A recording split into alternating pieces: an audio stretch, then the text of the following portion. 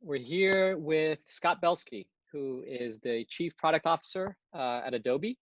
So he runs almost everything related to product and innovation there. He is also a very active seed investor. He's been an angel investor in companies like Uber, Pinterest, Sweetgreen, many other successful companies, and I'll let him talk a little bit about that on his own. He was also formerly a general partner and investor at Benchmark, where he still remains involved as a venture partner. And he's also a best-selling author. So he has two books that I have a few copies of here at home. And I'll let him talk about his most recent one, which is The Messy Middle, and I think is particularly applicable to the times that we're living today in terms of some of the lessons. And then I think we're going to go pretty deep into some product and design topics and try to get fairly tactical in terms of building out a team, leadership of that team, how that team works, and everything related to that, because I think he has some really great knowledge. Scott and I know each other quite well because we co-founded a company called Prefer in San Francisco and had the pleasure of working together for, I guess it was about 3 years or so. So I got to learn a lot from him in terms of product and design and starting and running companies. So it's great to have him here and try to share some of his knowledge with everyone that's participating here. So thanks again, Scott, for participating. No, thanks for having me, Julia. Maybe we can just start out by, let's talk about messy middle a little bit. Maybe you can tell us a little bit about what is the messy middle, and then I think also some of the lessons that you learned in writing that book, and in particular, how some of the founders living through this COVID-19 crisis can apply some of those lessons for this current time. Yeah, well, it's one of those inverse questions, like maybe like what isn't the messy middle these days? I feel like we're all managing and stomaching a tremendous amount of volatility right now in our lives and also in our teams, in our companies. The Messy Middle project was really a study of volatility. Why are we not our best selves at the lows when we think that it's almost all up? There's no light at the end of the tunnel, and it's unclear what to do next. We're not our best selves because we make decisions out of that sense of fear that we end up oftentimes regretting. And we're not our best selves at the highs. When things are going well, we start to falsely attribute the things that we did or decided to the things that actually worked. And that's not good either. And so how do you manage this volatility so that you can keep the team together long enough to figure it out? You can optimize everything that is working, but not get too high on yourself. And you can also endure those lows, short-circuiting the team's reward systems so that they stay engaged on a daily basis, even when there is no end in sight. It's really a book about the tactics that I observed, among a number of entrepreneurs and experiences that I had as well. Yeah, and what were some of those, I guess, not really hacks, but tips or practices that you saw that help people get across the messy middle, and which any of them that you think are particularly applicable today? Sure. I mean, let's talk about the endurance side of things, because it is sort of what we're all doing right now. And a few thoughts there. One is this notion of having to short circuit our team's reward systems so that we actually do, stay engaged with something long enough and are patient enough for strategy to unfold. It's one thing to come up with a great strategy one day, but as we both know, it's another thing to plant all of the seeds and the iterations over years for that strategy to actually pan out. And if it's a great one, it will take that long because otherwise someone would have done it. And so how do you keep people engaged? Well, you actually have to replace the short-term rewards that ordinarily would be there but aren't. The ordinary ones are things like a weekly salary and the accolades from customers using your product every day or every week. But when you're void of all of those, you have to kind of create your own. I remember in the early days of Behance, we made all these kind of fun bets and games to keep each other engaged, little kind of milestones that we felt were accessible, within a 6 or 8 month time frame, less than a year. When we would actually have successes, we would merchandise them to ourselves. And in the process of writing the book, I became more knowledgeable around the science of that. There's this woman named Teresa Mabile at Harvard Business School who did a big study about diary keeping in big organizations and what makes people feel progress or feel momentum. And it turns out that it's progress. You have to feel like you're making progress to make more progress. And so what does that mean for us, merchandising the progress that our teams are making? It's almost like we're driving this long, road trip with our team in the back seat with the windows blacked out. And if we don't tell them every time we cross a state line or when we're on traffic or on the bridge, and then when it opens up, if we don't narrate that, they're going to go crazy, you know? And so there's a big aspect of that responsibility that I think we gloss over that is especially important during times like these. I'm going to ask you another tough question. I think endurance is something we often look up to, and I think we have multiple stories of people kind of slogging through until they get to early product market fit after 5, 6 years at it. One frequent discussion we used to have at Prefer, and for those that don't know, Prefer, we were trying to basically create the future of work and help independent workers find a better way to work and find new clients and thrive. And we tried for 3 years and, dozens of product iterations to try to come up with a product that really worked. And we never got something that had the type of growth and type of stickiness that we wanted. And after 3 years in, even though we still had some money in the bank, we decided to call it a day. And I always, we always discussed sort of when is the right time to call it a day and say, look, we've tried everything, we're done, versus keep going, right? Should we keep going for 6 years and then call it a day? Or how do you think about when is enough enough? Yeah, that's a common question that I get from entrepreneurs I work with who are in the early stages who find that something is not working, and then the question is always, should I quit it or should I stick with it? And my view on that is it's really about whether you have more or less conviction in the end state of the world or your industry or your market now as a result of all you've learned and all those hardships that you've endured versus when you started. Which is, it's easy to have tons of conviction when you start because it's like, oh great, I see it plainly. I know none of the hardships I will face. Ignorance is bliss. And then you embark on this journey and you learn the hard way. If you've lost conviction after those customers you've gotten closer to, after those iterations you've tried, if you just feel like something may still be off and you've lost the conviction, you should try something else. However, if you have more conviction than ever before, if you're like so sure now after all of that work, but you just still haven't found the product market fit, you definitely should not quit. I mean, you're just in the messy middle. It's par for the course and you have to stick with it. Cool. That's great advice. Let's shift a little bit into talking a little bit about product and product design, and feel free to I think apply your comments to one or the other. But my first couple of questions are more around product management and building a world-class product team. I think that here in Brazil, and this is probably the case with any emerging startup ecosystem, and I would probably apply this to most places around the world outside of Silicon Valley and maybe China, maybe New York, or one or two other places. It's very hard to find product managers, right? Where you don't have people that have past experience in product, especially people with enough experience, right? So managers and sort of senior managers in product, and thinking about building a product team in an environment where the talent is scarce like this. What have you seen people have done in terms of, even in the US, talent is always scarce. So how do you think about hiring people and building a team where there isn't that much talent in a new ecosystem? Well, I firmly believe that, I like to hire for initiative as opposed to experience, especially in the early stage of a business. I think it is seductive to say, oh, I need to have a product manager with 5 to 7 years of experience. And we become resume snobs pretty quickly when it comes to hiring.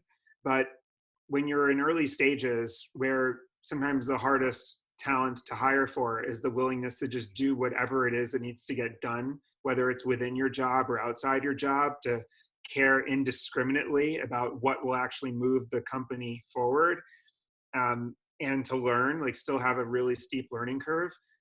It's actually easier to hire people when you're over indexing on initiative and less focused on experience. And when you're in a startup, like sometimes you do have to develop each other into the roles you need to play, as opposed to hiring the superstars. The 3 things though that I would never compromise on when hiring someone to lead a product organization, one is empathy with customers. It's an empathy driven discipline. I think that it's a mistake to create a product out of passion for the solution. It's actually better to create it out of empathy for the person suffering the problem. That's how you avoid being 30 degrees off of product market fit. I think the second thing is simplicity. Is this someone who in every conversation simplifies a concept or complicates a concept? I mean, there's two types of people in the world. They either do one or the other. And then the third is someone who values design. I mean, to me, design is like the cheat code of product management. And if you can find and align the right designer and empower him or her to almost finish the sentences of the product manager or leader, you've got something special. It's great. And I think now that you talked a little bit about the characteristics that you're hiring for, what are some cheat codes for finding people that typically have those characteristics outside of the tech industry? What kind of backgrounds, experiences? Maybe did they go to college or did they not go to college? What do they study? How do you find the people that ultimately end up being good product managers? Well, I think you can look for them as what are they before they become a great product manager for the first time? Some of them are designers who are just very kind of product oriented, have been building, designing products for a while or experiences for a while, and also happen to be good managers and good narrators. And so, they have the makeup, and I've seen that happen a few different times. Sometimes they are people who may have worked in a completely unrelated discipline, but have a really good sense of psychology. Like they're just really good with understanding people and why they do certain things. And, that's kind of where the getting into the customer psyche and also the empathy like comes from, is that skill set. And I think you just have to see, are they like really organized? Are they someone who has a history of taking initiative in what's interesting to them and is therefore likely to continue doing so? And those are the people you want to bet on. Okay. I buy that in terms of getting people with high potential to become good product managers. But now let's fast forward that a little bit. You now have 10 to 15 of these people, I don't know, 50 to 100 engineers that are working with them. You have a company that's quickly scaling. And none of those people that maybe all had the right raw talent and eventually execute on becoming good product managers maybe has the managerial experience of making this company evolve from first probably a series of interesting features to then maybe one great product, but now a company that has maybe multiple products. How do you envision the scaling of a product organization, and how would you advise perhaps a CEO or founder that doesn't personally have any product experience to scale up that product and product development organization, right? So it's not just product, but product design and engineering. Yeah, I know it's a great question. And I see more companies these days, especially those run by non-product oriented CEOs, hiring chief product officers for this very reason. The idea of, I mean, if your business at the end of the day is a product experience, and that product experience is as much, if not more, the design of the experience as it is the technology underneath the hood, then you definitely need to have design empowered in the process of building that product. And engineers, of course, need to be empowered because they're building the product. And then you have the product managers and the program managers and all the other folks involved who have to be empowered because they are ultimately delivering and keeping the train on its tracks and managing the budget, etc. And I think the idea of having someone who leads product, who has experience operating, is to have these three different organizations, oftentimes sitting in different parts of the company together, and making sure that you have the designers and the product leaders and the engineering leaders with a seat at the table, and engage in that healthy tension that you want in order to scale, but also not lose the things that shouldn't scale. And I think that's the art, and it's about hiring the right people in those senior roles, and it's also about how you set it up to succeed organizationally. And do you think that those three disciplines are equals in the organization? Are they sitting side by side, reporting to the CEO? Are they subordinate to each other? Even also, what's an ideal ratio when you think about designers and product managers and engineers? How does that actually gel into organizational structure? Well, I mean, my view is that I mean, there's exceptions in every company. Some companies have a central technology organization. Some companies have, certain research organizations, et cetera. But generally speaking, I believe that product design and engineering should report up to either a product-oriented CEO or a chief product officer or someone who runs product. And the reason is because at the end of the day, these people, they need to be empowered at different parts of the process. I'd argue that in the concepting stage of a new product, you need to have the designers and product leaders really involved and able to work in some ways without the pragmatism of the engineering leaders, so that they're not constantly being told, well, this is what that costs, or this can't be done, or this would take too long. Because in that phase of the process, you're trying to think beyond those constraints in order to get a leg up on your competition, oftentimes an incumbent. And so it's important to have that part of the process sequestered. And then I think you switch it where that outcome from the product and design folks needs to be delivered to the engineering organization, and they have to accept it. And so that's where you kind of pass the baton of control. And at this point, the engineers look at it and they're like, well, wait a second. You want to do it this way, but that's not efficient, and you should refactor that, and you should rethink this. And then it kind of goes back into the design and product court, and it gets iterated again, and then hopefully eventually delivered in a way where the engineers embrace it as theirs. And at that point, the engineers need to be empowered. But I do believe that at the end of the day, the designer should have his or her stamp on an experience that's delivered to customers. And I said the designer, I didn't even say the product leader.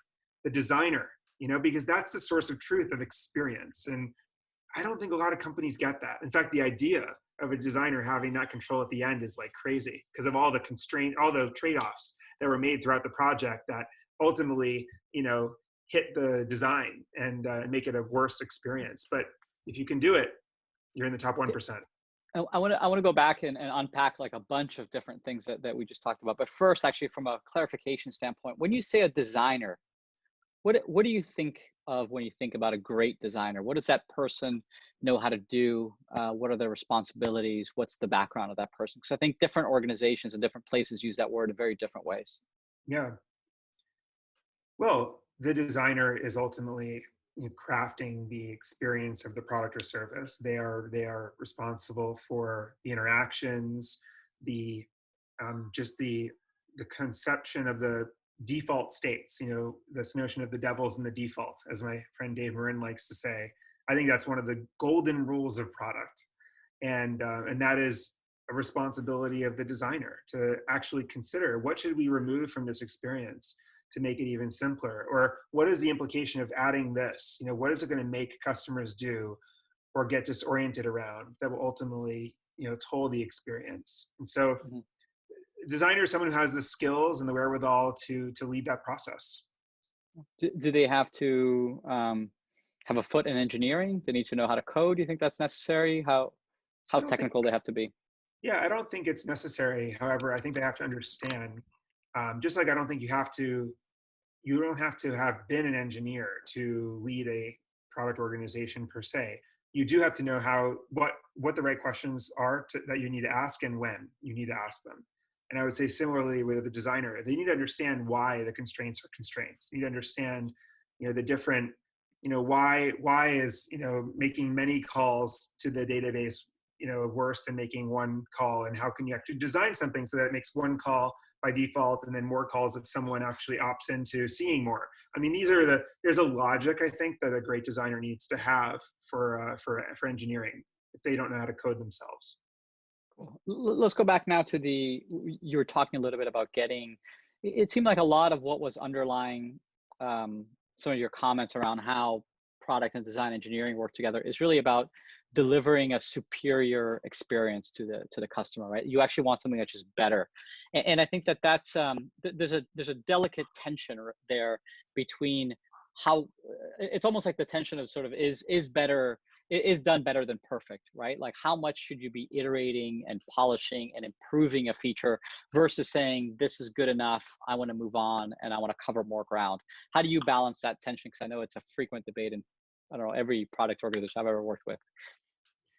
Yeah, you mean the debate between kind of the trade-offs, basically? Yeah, like is this good enough and we should release something that's good enough and move on, or does it have to get from the 90 percentile of good to the 99 percentile? Well, I mean, a couple thoughts on that. I think that there is, I'll back into that by asking another common question or talking about it, which is how do you declare what an MVP is? And to me, you want to optimize for the problems that you want to have.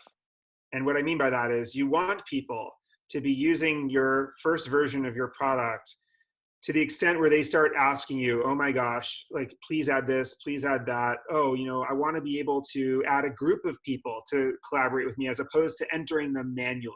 Like things like that are questions that you'd love to get, and you should not do any of those things in your MVP. It's a waste of time. However, what you don't want is for people to come to you and say, well, I couldn't get through your onboarding because you don't allow me to do, I don't know, enterprise SSO or whatever. I couldn't even upload my photo because you have this constraint in dimensions and you can't support this format, or, those are the things that you don't want to hear, because those are literally limiting people from getting through your funnel.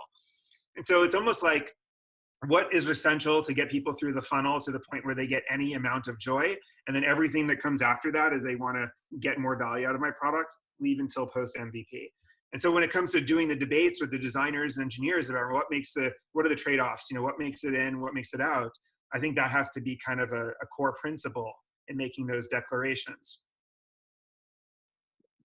It's a good framework. The other thing that I think is important, and you briefly touched on this, of what the product and design organization is responsible for, ultimately priority setting and deciding between trade-offs. And I think one of the ways that, I guess, prioritization happens is through a product roadmap, right? I think I'd be curious to hear what your thoughts are on product roadmaps, how detailed they should be, how far into the future they should be, how much lockdown should be. There's even some sort of recent conversations around sort of almost these like anti-product roadmaps.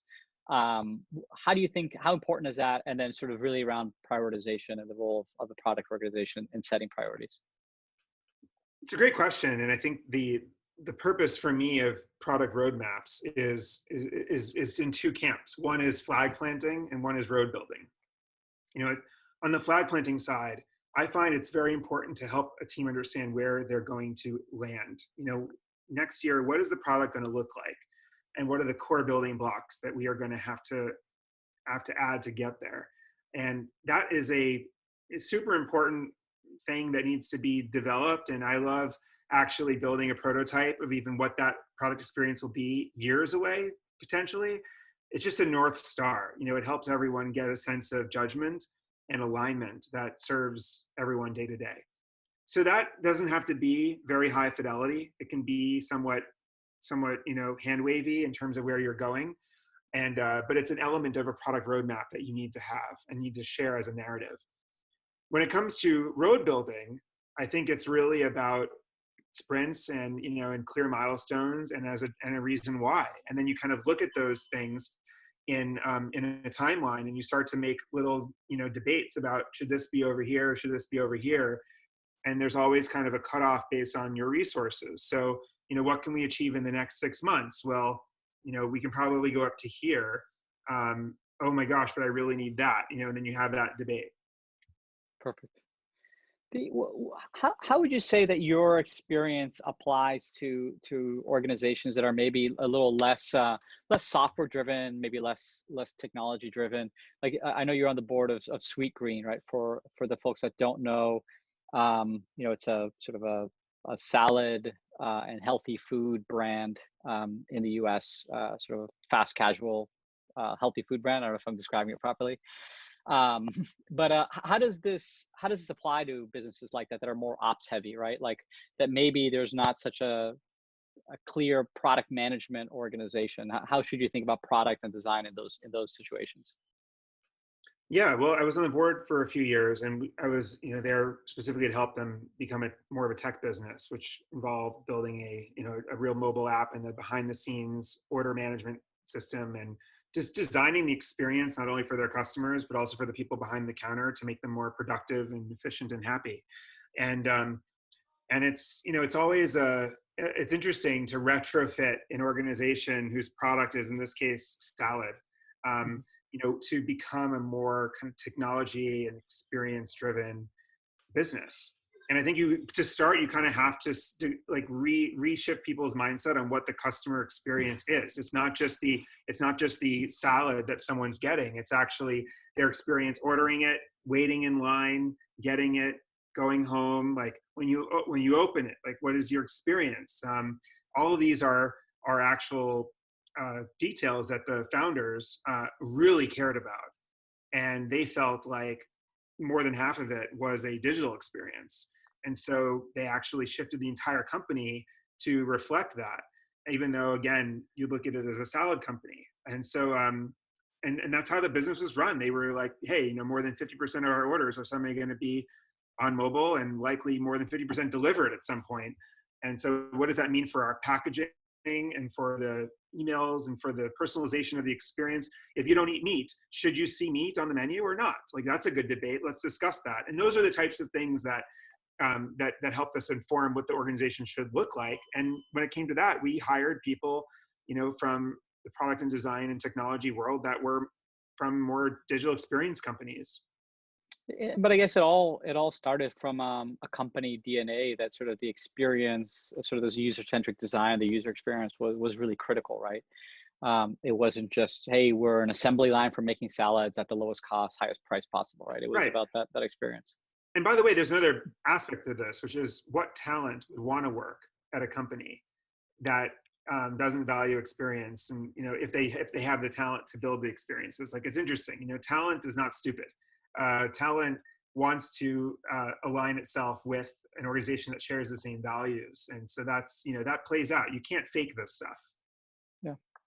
What are some routines that you've seen are common in high performing product and design organizations? What do people do on a day-to-day basis that you've seen has been really effective? Well, I mean, a couple of things that stand out for me. One is this notion of a prototype being worth 1,000 meetings, and so therefore coordinating your whole set of meetings and discussions around prototypes. Prototypes can, products can be prototyped, but also offers can be prototyped. So sometimes you're wondering, okay, we're going to have this new product, but how is it positioned with our existing product line, and what does it cost, and how is it going to be sold across individuals and teams and enterprise? And it's one thing to have a conversation about that. It's another thing for a small team to work together to put up a fake splash page that just shows rather than tells, because then as potential customers, or the part of ourselves that our customers reacts to that, which is very powerful. So I think prototypes are a forcing function for alignment, and I always push teams to lean forward on them. They always tell me, well, we're not ready to do prototypes yet. And my response is, it's like a straw man. You're just kind of throwing something out there. And to me, that's a better starting point than like from a blank page, from just a meeting of people talking over one another and trying to articulate what they actually mean. So prototypes being at the center, I think, is core.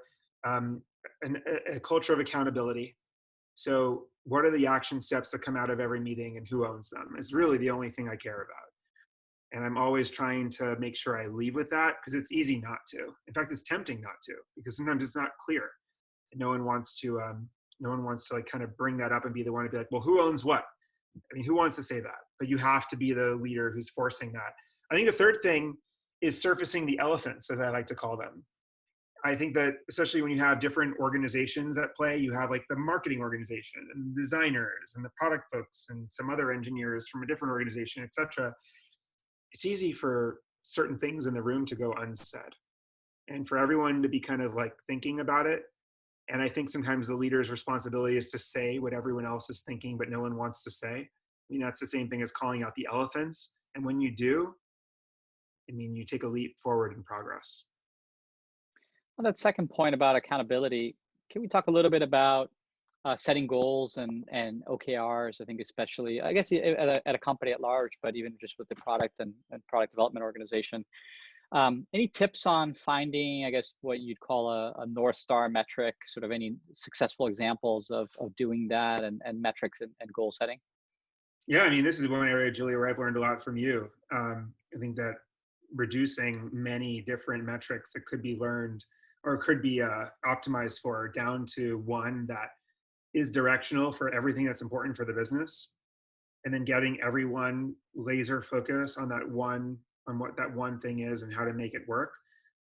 In some ways that unlocks creativity in the organization, because if people are saying, for our preferred project, it was like working pairs, for a lot of companies, it's whether it's page views or whether it's monthly active users or whether it's 90-day retention rates or whatever it is. When you know what that one thing is, that's the lever for the business that matters the most and the customer success that matters the most, then you can just be very creative in how you accomplish it. Cool. Another, I guess, routine I've seen big product organizations do is sort of the product review, right? I know that I assume that at Adobe, with so many teams and so many products that you oversee and you participate in, you must do a lot of product reviews. Can you tell us a little bit about A, what is a product review, and B, how to make them more effective? Who participates in them, what happens in one, sort of how do you make sure that discussion and the outcome of it is the most productive? Yeah, well, I think here's what I think a perfect product review looks like. First of all, you start with what I like to call the Zen statement. What is this product? What is it intending to do in the world? And the Zen statement should be a very, ambitious, bold, but specific statement about the intention of the product. Then, following that, I think there should be some clarity around that kind of North Star product roadmap you had mentioned earlier. Here's where we ultimately see the world going. We believe that people are going to be doing X, and they're going to need this, this, and this in order to succeed in that world, and that's what this product is going to unleash for the world of Y. So I think that it's important to always assert like what the long-term goal is. And then the next step to me is prototype. Just jumping straight into, all right, so where everyone knows where the product is now, like here's where we envision it being in the next cycle, and defining, in the next whatever the term is that your sprints are set in or whatever. I mean, in my world, it's typically like a quarterly release pattern or cycle where we're thinking, okay, like for this quarter, we're trying to get these 4 or 5 key features in or capabilities. We're going to refactor this part. And so here's what the new experience is going to be. And it's a prototype review. And it's a discussion around why the decisions are being made, what the implications are, why some trade-offs have been made, and how do other folks like go to market and other organizations prepare, to talk about this product once it's pushed to the market. I guess also a challenge in bigger organizations is this sort of a balance of, I guess, ambition of the company of sort of leading and doing a bunch of things at the same time versus being laser focused on one thing, right? And I'd be curious to hear your thoughts on, let's call it focus versus ambition through the life cycle of a company, from pre-product market fit, post-product market fit, to a company that's larger and scaling. I mean, to me, it's like an orchestra, and there's times where you kind of bring it all together, and everyone's just like truly, playing loud and proud, and that to me is the equivalent of the bold, ambitious, repositioning of why we're doing what we're doing, and a major inflection in our product, and some organizational changes to support that new direction, etc. Those shouldn't happen very often, probably once every couple of years, and then. Otherwise you're kind of just carrying it all together. There's moments where you're kind of sprinting to a finish line to get something out to customers. And there's times where you're kind of cleaning up the organizational debt and the technical debt, trying to just, make the product faster and allow your team to recoup a little bit, change the way you work, improve some form of maybe how you're doing quality testing and that kind of thing. And then it's, just over time though, I imagine it's, it kind of looks like music a little bit. And I think that we try to think that there's like a prescribed way of leading this. There isn't. I mean, in some ways it's instinctual. You have to feel where the team is and where the market is, and you have to make the calls as to when you're in what mode. And let's apply that now to more traditional companies. We have one live question, but also had a few that were submitted before about sort of older, more, let's call it traditional companies with products that are, I think the word here is outdated, sort of trying to reinvent themselves and get a little bit more of the startup spirit and sort of creating new and innovative products. Like, what's your advice for companies that are trying to become innovative once again and reinvent themselves? Yeah, well, I think you have to be careful not to just chase the tail of the new shiny object that's out there. Um, as an incumbent, that you don't always want to be the new kid on the block. I think you actually need to take stock of the advantage you have in this segment and innovate around that. So you have to innovate. I also think I really prescribe to this framework called Zone to Win, which was a book that was recently written by Jeffrey Moore, and it's really about how corporate transformation happens. And one of the key points of the book is that you can only really do one transformation at once. And the business that is successful, if you're an incumbent, a large company like you're describing, what you've created over the years is in what he would call the performance zone. That's like kind of where it's just a well-oiled machine. We've got to do new releases. We've got to please our customers. We have to, have better marketing. It's just kind of it's a well-oiled machine in the performance zone. And to do something in the what he calls the transformation zone, which is about really innovating in your segment, disrupting yourself before someone else does, that kind of stuff. It can't be a light thing. In fact, when you through incubations and testing, when you declare what that thing is, you have to put like a disproportionate amount of resources, maybe even 50% of all of your resources on that to allow it to achieve escape velocity and get the gravity of the organization behind it. And so what I've observed, and I think about a lot of incumbents that have not innovated, is that they've always failed to do that because they could not face the expense of doing so. Whether it was because they're on the quarterly earnings routine as a public company, or they're just so addicted to like their current business line and way of doing things that they just can't even think in ways that would cannibalize their existing business. And so I think that's the challenge: is you do the incubations. Incubations are easy, by the way. Like every great incumbent, you can hire great people, you can have them go off and create some new prototype and figure out some new way of doing what you do. But when you find the thing you want to bet on, like, can you put it in the transformation zone and make it win? And that is a whole other ballgame. That's great. Um, Sort of looking through the questions also again, this one's a little bit from, I guess, a product discovery standpoint of what you felt were effective ways of collecting feedback, and I think getting user input in the product development process, and I guess also other stakeholders when you were initially developing a product, sort of what the most effective practices for collecting user feedback and when to do that and how. Yeah, I think that, well, users are hopefully always asking you for things. I mean, you want to use this volume and the nature of your customers' requests of you as a form of natural selection for your prioritization. I call it Darwinian prioritization. It's whoever is, the volume just helps you dictate, because sometimes that's different than what you think internally is important.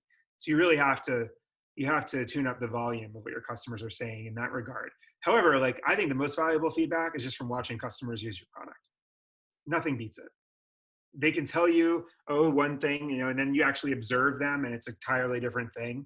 So if you can build relationships with a small subset of customers that let you in the fold and let you just kind of watch them at work, it's pretty enlightening. And I actually think that a lot of the best new companies or enterprise SaaS businesses, especially, that are out there, really succeeded thankful, a great,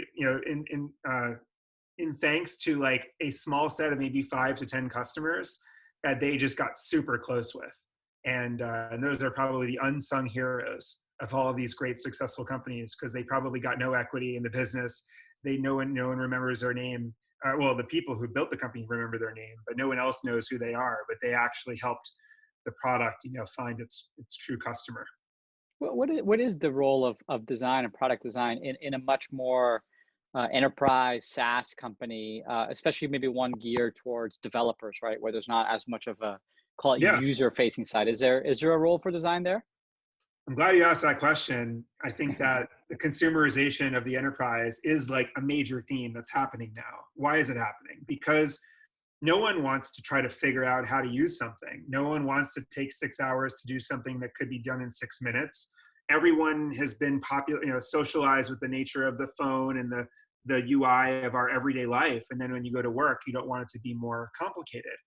There's a universal product truth that I think you may have heard me say before, which is that in the first 30 to 60 seconds of every single person's product experience, consumer or enterprise, they are lazy, they're vain, and they're selfish. They don't want to spend any time reading something, learning something, understanding something. They don't want to navigate. They want to know that something in a very short amount of time will make them look good to their colleagues, will serve their need, and with very little investment of their time. And so you have to kind of build a product that takes that into account. Yes, of course, you can get that person over the hump after they're fully engaged in your product. But until then, the rule applies. And I think the way to get around that rule is through design. Perfect. That's great. Let's talk a little bit about messy middle more. And I think talking about a moment like we're living now with the COVID-19 crisis, where I think maybe a lot of momentum was lost with some companies, and teams see a lot of uncertainty in front of them. What have you seen great entrepreneurs do to keep the teams motivated? I think you talked a little bit about the successive wins and merchandising and all that, but I think how do you do that in a scenario where sort of the world is changing and no one knows what's happening in the world, and it's not necessarily just something limited to your company? How do you keep that motivation? Well, I think it sounds sort of soft, but I think the answer in my experience is culture. Behance, we were bootstrapped for almost 5 years. We were bootstrapped during 2008 when there was very little economic activity, at least, in our space. And we had to hunker down as a team and just kind of keep building. Sometimes kind of going sideways as a business as opposed to up. And in some cases we were going, down. That was a really hard period. And what kept us going was just the relationships we had with each other, the fun we had in the office together. Again, those like short-term reward games that we played, the goals that we had. I remember, I think it was 2006 or 2007, when we were just trying to make Behance a legitimate search result. And every time we typed in Behance into Google, it said, "Do you mean Enhance? Do you mean Enhance?" So we were like, hell, we're not making any revenue and don't have really any customers to speak of, but maybe we can at least get enough portfolios put up by creatives out there and enough link backs through our kind of blog marketing that we can become a legitimate search result. And then lo and behold, 6 months later, one of our first engineers, Dave, typed in Behance and it came up as a legitimate search result. And we were like, yeah, it was this burst of momentum, even though it didn't really matter, to us as a business, that we were no longer a mistake, but it was important as a milestone. It kept us engaged. And I kid you not, by the way, Beyonce did become super popular 6 months later, and we lost it all over again. But those are the types of games you have to play right now. How do you think you do that when people are not in the office? They're not seeing each other face to face and everyone's working remotely. Yeah, in this new world, I think that you have to make the time for unstructured time with each other. And I think the nice way to do that is to have kind of daily stand-ups without agendas. Without agendas is a super important thing. And when everyone gets on the video and there's a structure to it and someone's leading the meeting, that's not what I'm talking about. What I'm talking about is a check-in that everyone can have, where you just kind of go around and people make their jokes and make their quirks and reference the past, which is ultimately what makes up culture in an organization. It's just an aggregation of what's happened in the past and people's memories that they refer to is culture. And so you have to foster that with some of this ambient, visual time and fun tools. Using Slack rooms for less professional purposes also helps. I think you're one of the people that I know that's most in tune with, I think, sort of social cultural trends. What's your belief on how the world will look after the crisis is over? How are things going to change? Oh, well, I think I think that we will all have a new phobia of sorts around crowds. So I don't think that's going to go anywhere, even after we're vaccinated. I think that there is going to be a a real a realization of a lot of the productivity gains that we have gotten through technology over the years, but not realized, in the sense that we never changed our practices to like really get the full bounty of these productivity advances. So, I mean, artificial intelligence and new technology that powers processes and companies, for example, you know, a lot of the people and the business processes and checkpoints that were there even before those technologies existed are still there. They just kind of wind down much more slowly than the high, fast ramp of productivity gain from these tools. And then you have the reckoning of COVID, which is essentially a forcing function for the realization of the productivity gains you already had, but never realized, in the form of redeploying people, losing some people, not hiring some people for certain resource areas, killing certain processes, killing certain meetings that should have never happened. I mean, all of these are forms of the lag in us recognizing the benefit of the productivity gains of tech in some weird way. So I actually think like we're going to see companies be a lot more productive after all this. I think it's going to be partly because we embrace remote working as a viable option, which in some cases is more productive and cuts down on commute times and meeting calendar games and whatever. I think we're going to realize a lot of these other gains that I'm referring to. And that's why I think technology companies will thrive from this. That's not all a good thing. You know, I think that there's implications for society and for employment. You know, and I think that that's a concern. And, you know, I have a feeling that this is also, you know, the COVID situation we're enduring right now, and a lot of these gains being realized more quickly, you know, is also an accelerant for socialism, you know, as a concept. Let's shift a little bit and talk about investing, because we've talked very little about that. You started your tech career as an entrepreneur that went through many ups and downs, but eventually had a successful exit in building a great company that was Behance. You were then in the meanwhile, you were a very successful seed investor, then became a venture investor at one of the most renowned venture funds out there. If you were to go back in time and give some advice to your former self, your entrepreneur self that was struggling to raise around, especially in an uncertain situation like this, in terms of how to approach angel investors, how to approach venture investors in this period, and just be more effective at fundraising, what would you tell yourself? I think I would, it's a good question. I would, first of all, I would, I would, I would hire and make progress on the design front more quickly, because I think that, you know, showing is better than telling when it comes to raising money, especially in this environment. I mean, anyone can make decks with keywords and buzzwords and value propositions and, you know, BS financial models, etc. But it's very hard to show a product that makes a really logical sense that the viewer says, "Oh, this needs to exist." And that's what I look through a deck to find, is the product demo or prototype or snapshots that just show me, okay, this, I get it. This is 10x better than the way this is done today. This needs to exist. Now the question is, are these the people to build it? You know, is the market timing right? You know, there's a lot of other questions, of course, that come after that.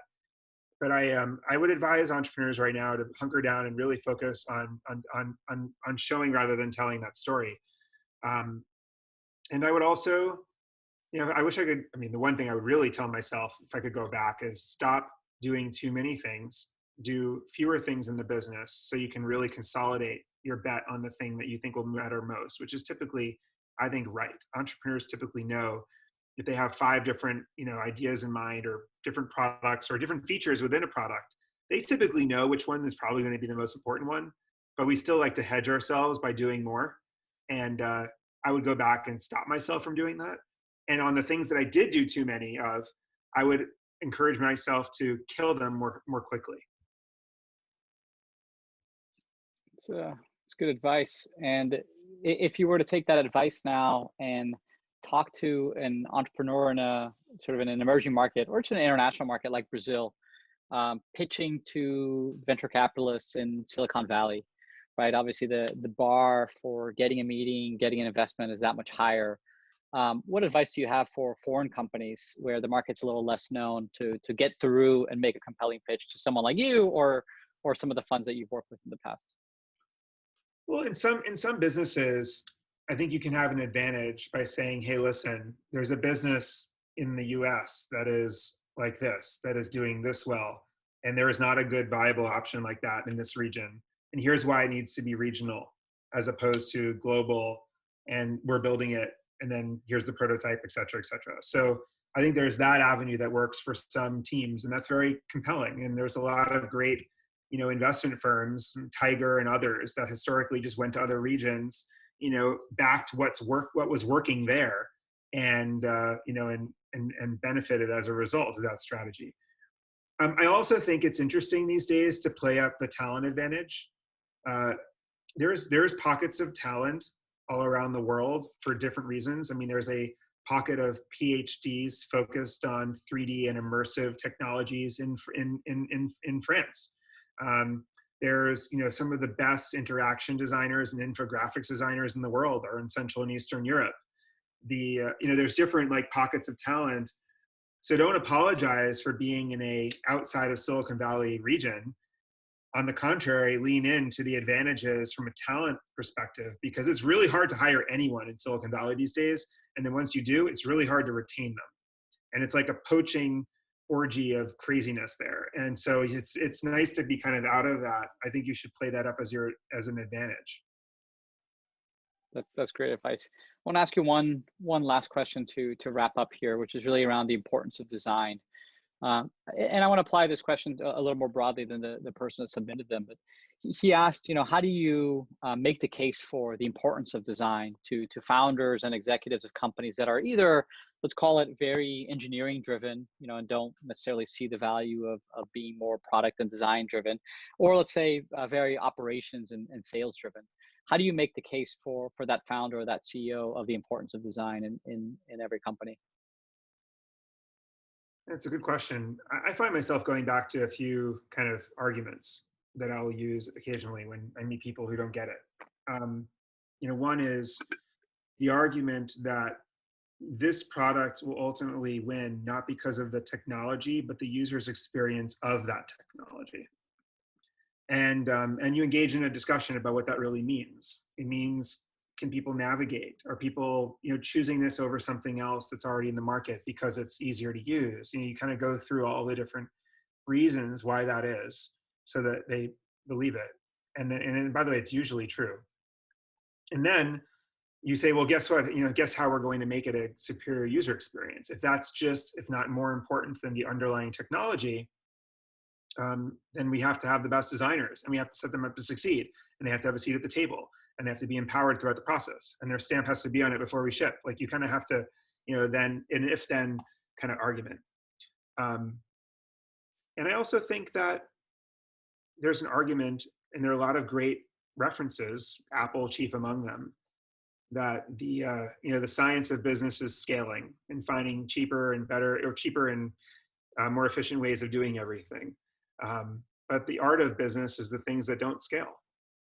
And, and whether it be the attention to the polish of a device from Apple, or the DoubleTree, the warm cookie they give you when you check into a hotel in the DoubleTree chain, or Airbnb going out and hiring professional photographers to shoot, people's apartments so they would stand out from Craigslist. Like, whatever your art is, there is something, and it's oftentimes something in the hands of a designer. Great last words. Thank you, Scott, again for your time, for all the advice. I know your schedule is super busy, so definitely appreciate you taking time and chatting with everyone today. I missed working with you, so it was a lot of fun. Hopefully we'll see you in Brazil when all this is over. Still waiting for you down here. Sounds good. All right. Take care. Thank you. Thanks everyone for participating.